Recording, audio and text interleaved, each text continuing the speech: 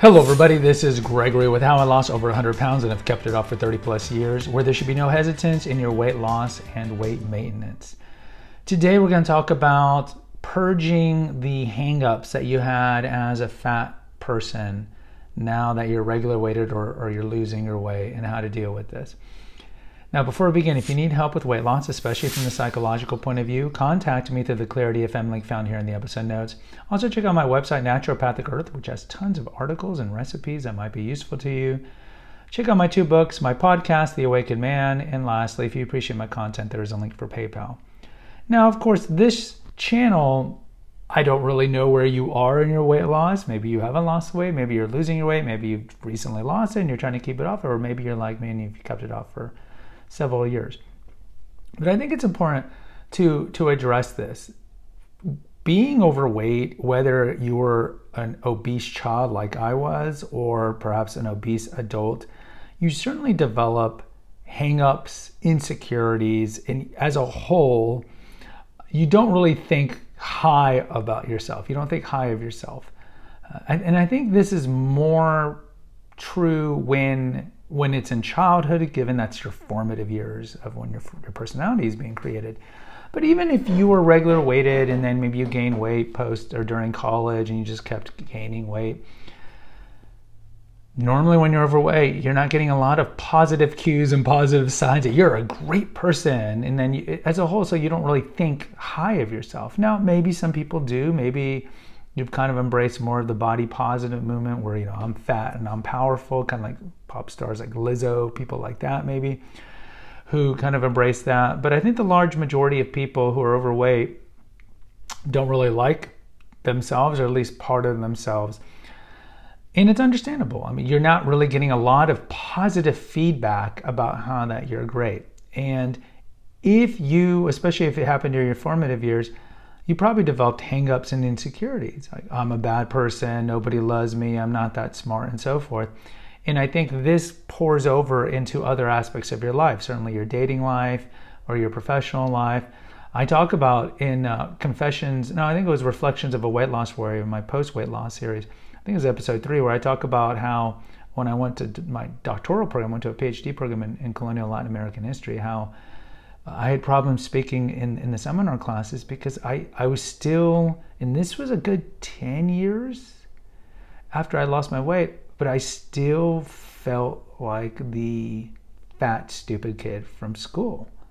And I didn't really carry myself that way, like around my then wife at the time, or like at work, but just being around these guys, it was all those fat insecurities, like, oh, these people are better than me, these people are smarter than me, the imposter syndrome, they deserve to be here, I don't deserve to be here, and kind of like all these things that go through your head. So even after you lose your weight, or you're losing your weight, if you lost all your weight, you're gonna still probably have these kind of pre-weight loss insecurities and hangups. And it might not be like you don't think you're smart enough, like I was, like I didn't belong in this doctoral program, even though I did. It could be other aspects. Maybe you're in relationships and you're just always waiting for the shoe to drop, the sword of Damocles, so to speak, to fall on you. Because even though maybe you are handsome or beautiful now that you've lost the weight, and of course the body positives will tell you, oh, you're beautiful and handsome even when you're fat. And this is why we have an episode about how the body positive movement does more bad than good. But even though, let's say, you're more attractive to the opposite sex, there's going to be these mental hangups that you have that are going to maybe sabotage or jeopardize your relationships or your work relationships, or even your work, because you don't think that you're really as competent or talented as you really are. It's kind of like with body dysmorphia. There's always the classic kind of body dysmorphia thing where a regular weighted woman looks in a mirror and the reflection in the mirror is fatter than what she really is, right? So you're always going to think that you're more dumber, and less attractive and less competent. And a lot of this is people could look at you who didn't know you when you were fat, and they'll look at you and they'll be like, but you're attractive, or you're smarter. They don't see it because they weren't there and they don't live in your body, so to speak. And you live in your body, obviously, and all those years that you were told that you're crap. All those years you were made fun of, derided, all those years that you just felt not smart and not competent in things.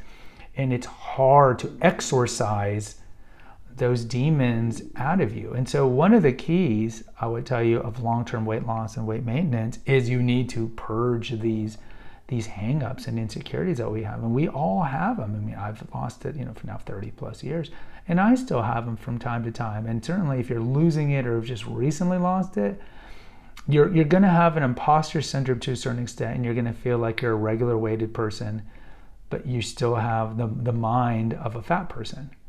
And it takes time to get rid of this. And so I would tell you therapy would help. And after COVID, now therapy is a lot easier because there's a lot of sites that give you unlimited therapy for $30 a month or whatever it is. And you can go to different therapists through Zoom.